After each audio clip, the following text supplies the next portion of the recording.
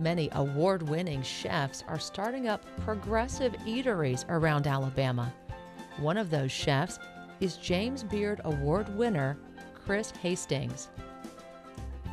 The eatery is Hot and Hot Fish Club in the 5 Points neighborhood in Birmingham, Alabama. Chris's inspiration for the restaurant is from his great-great-great-grandfather's fish club. Should any member become a parent of twins, each member shall in rotation furnish 1 basket of champagne for the club. The names of the twins announced after the removal of dinner in an appropriate toast by the president. Those were the actual rules from the club. From 1840 is actually the earliest record of the club. The Hot and Hot Fish Club looks very different from its 1840s counterpart. My great-great-great-great-grandfather came from Edinburgh, Scotland, and settled in the low country of South Carolina, became a rice planter, and as part of the culture there, men's clubs were very popular in those days, and whether it was an equestrian club, a gaming club, a political club, whatever, men gathered in their clubs to enjoy downtime from the rigors of life. And so these guys particularly enjoyed fishing and eating. So what would happen is they would bring all kinds of good provisions like fresh ham and vegetables from the rice plantations, and then they would go out and catch the crabs and the shrimp, and they would have these legendary feasts. Their food combines the traditions of Southern, French, and California cooking in unexpected ways. I love that idea of having a place to go to the exclusion of all else, that allows you to really focus in and celebrate life with people you care about. The result is fresh and modern. Chris proves to us his innovations in the kitchen. So these are beautiful little shrimp straight out of Bon Secours, Alabama, and they're beautiful little fresh head-on shrimp. We love the head-on shrimp. Chef Hastings stays true to his family traditions.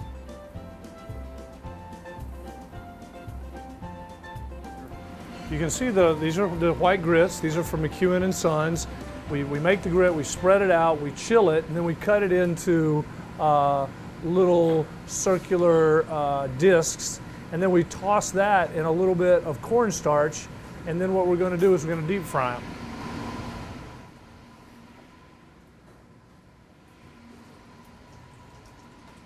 I was the creek boy for the family, so I would go catch, crabs and shrimp, and without even knowing it before I knew any of this, I was actually carrying on a legacy that my mother's family had of having a kind of oldest son as creek boy for the family, going out and gigging flounder and catching shrimp. So I grew up in this environment of where food and seasonal food and breaking bread at table and eating together was a real important and delightful part of my growing up.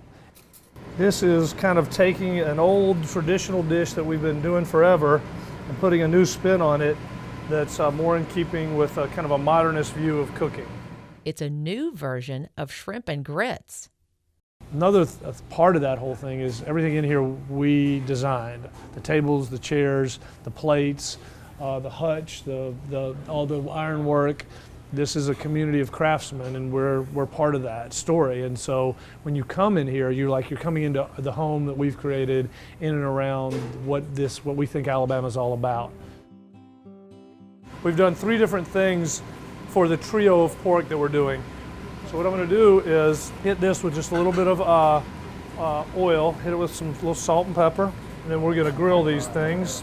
I can tell you, for us, using local produce and local everything is at the heart of what we do. We don't write menus and then look for produce. We look for produce and then we write menus. We look for fish and then we write menus. We look for honey, cheese, eggs, cream, everything.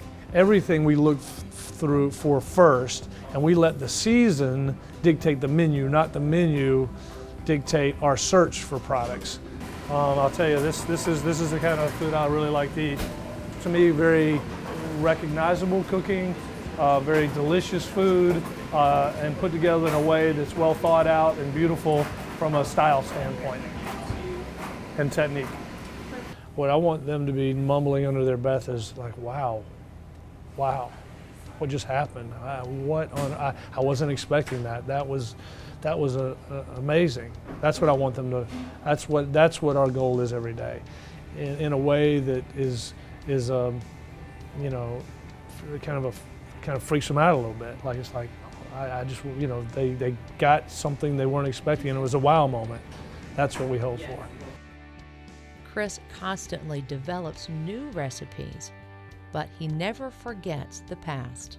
Here's one of the rules that I like most. Each member in rotation and in order of residence shall act as president, shall furnish a ham, good rice, also attend to preparation for dinner, to be at the table at 2 p.m.